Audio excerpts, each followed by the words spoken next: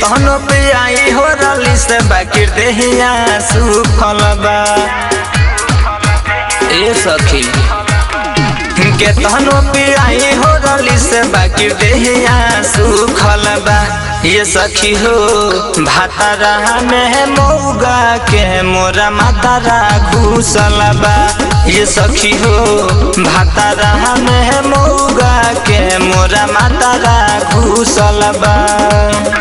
कहे के बड़ा घर के लइका बाकी खैला बिना टूटल बा ये सखी हो भातारा में मौगा के मोरा मातारा घुसल बा ये सखी हो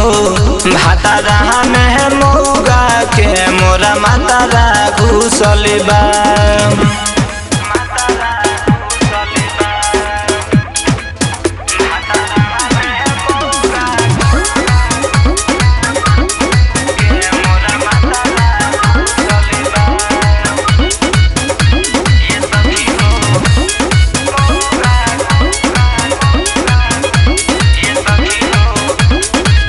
दे देता हरी जहाँ नहीं हो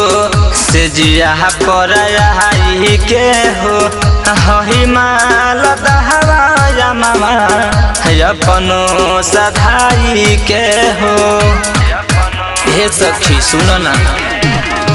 पेट पेट कुनिया सूते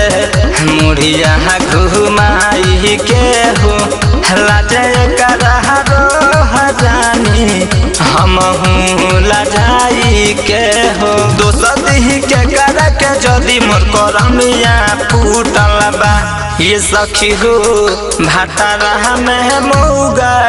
मोरा मातारा घुसल बा ये सखी हो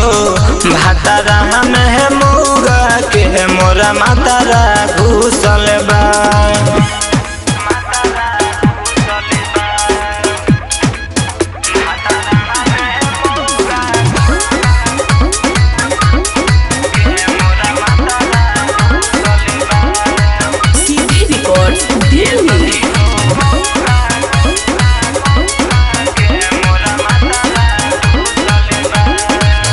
कहे के है मोहरद बाकी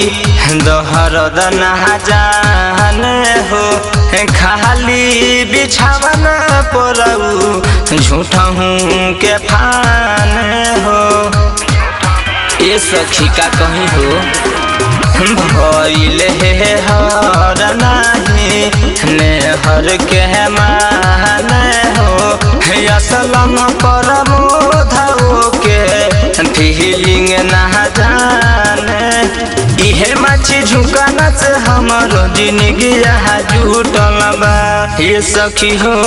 भातारा में मौगा के मोरा मातारा घुसल बा ये सखी हो भातारा में मौगा के मोरा मातारा घुसल बा